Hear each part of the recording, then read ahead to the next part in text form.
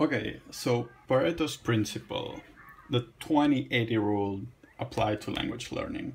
This rule says that 20% of our actions bring 80% of the results. Even they say that with all the friends we have, we hang out with 20% of them 80% of the time. Even the clothes that we have, we use 20% of them 80% of the time. So this was like this Italian economist that saw that the Italian lands were owned by only 20% of the people in Italy. So I want to apply this to languages in all sense. For example, I've been studying these two languages and also some Swedish for quite some time, with no more interest than just the interest itself. So I wanted to learn both of them because I like languages, and I thought, oh, this one is going to be easy because it's also a Latin language. And this one is going to be hard because being from Barcelona, Spain, I never studied the Slavic language. So this gave me a lot of motivation because I really liked it.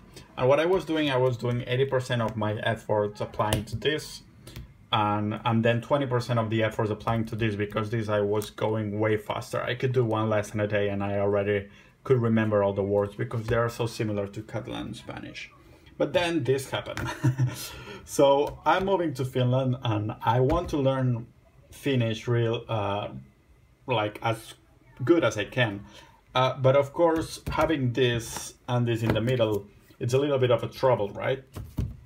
Studying several languages at the same time, it's possible. But if my goal is to study here, I'm gonna apply Pareto's principle, which means that this is gonna be on the side. I'm gonna focus this and do several studies sessions a day.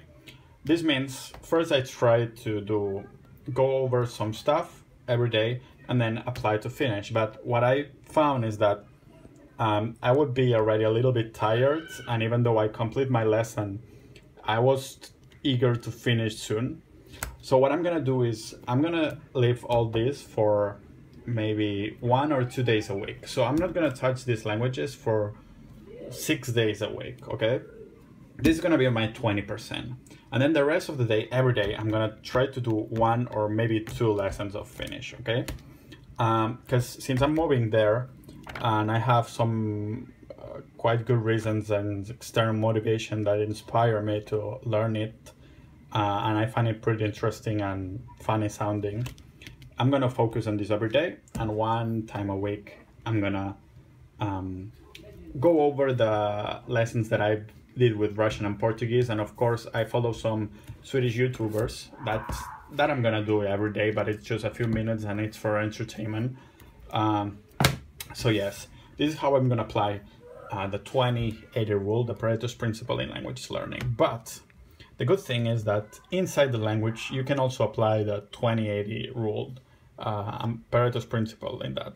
For example, if I want to learn the words, certain words, like in the Assimilate 2017, it's doing this pretty good.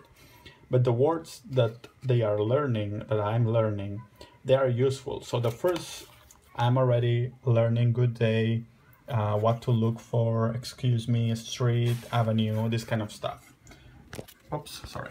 It would be pretty stupid to learn words that are making reference of very technical stuff, okay? So this is how you apply also like a 20-80 rule inside the language that you are studying. It's, for example, going those words that they are already useful. I'm not going to study technical words that I'm not going to use anytime.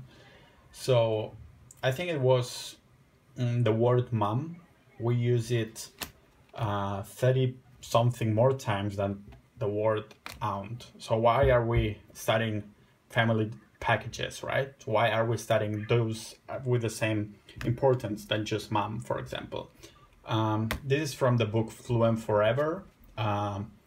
They say that around 600 words are used between 60 and 80% of the time in written and speaking material. The words like I, you, why, because these kind of words are learned first because they are very useful, not because it's the time to study them, you know what I mean? Same with the colors or numbers. I'm not going to study colors and numbers. That's because I'm not going to almost use numbers. Maybe I'm gonna study my telephone number in Finnish, but I'm not gonna study all the numbers because it would be way more useful to study the words why, because, exactly, I agree, this kind of stuff. So yeah, this is how I apply 20/80 rule for studying languages sessions, but also inside the language.